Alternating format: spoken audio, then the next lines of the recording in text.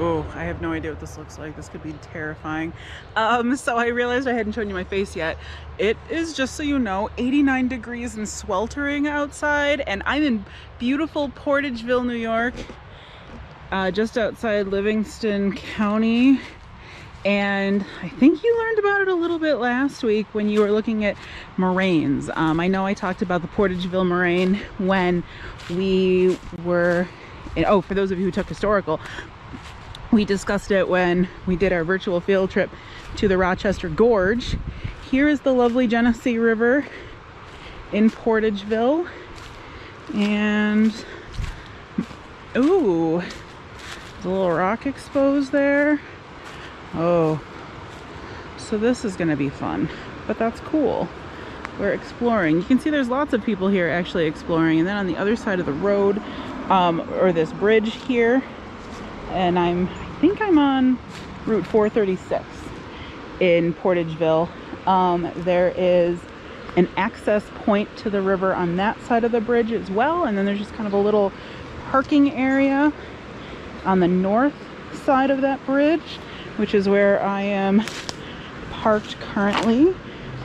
And here we are. So this is definitely some cement structure, this thing that's kind of jutting out into the water here. We're gonna walk down there though and not get poison ivy. You can see there's some steel rebar here and some of the cement structure.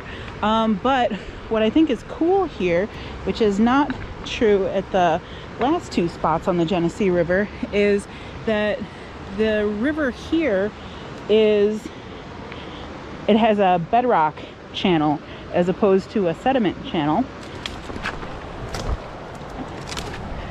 Here we are seated rather abruptly. Oh, and you can see that there's a gorge forming down slope. We're just north of Letchworth, which is cool. There's some mud cracks that are pretty recent on this rock here, and good stuff. So you can see there's pollen everywhere too. There's an old railroad bridge. You can see that structure in the middle of the river used to hold up a railroad. So anyway, yeah, bedrock controlled here as opposed to sediment controlled. Not that there isn't sediment in the river, because there certainly is.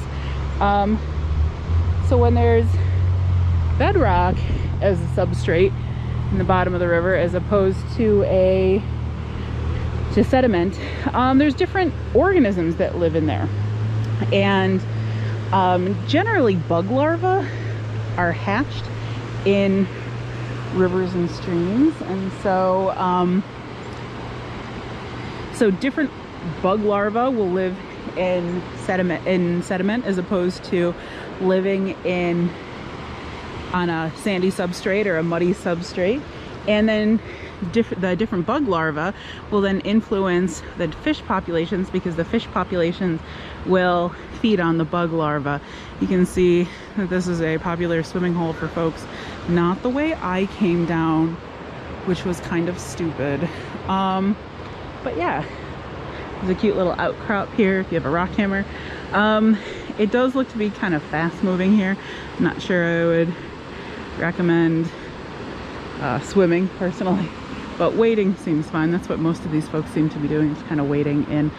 So this is the Genesee River at Portageville. One of the things that you can see here is that the river is much wider.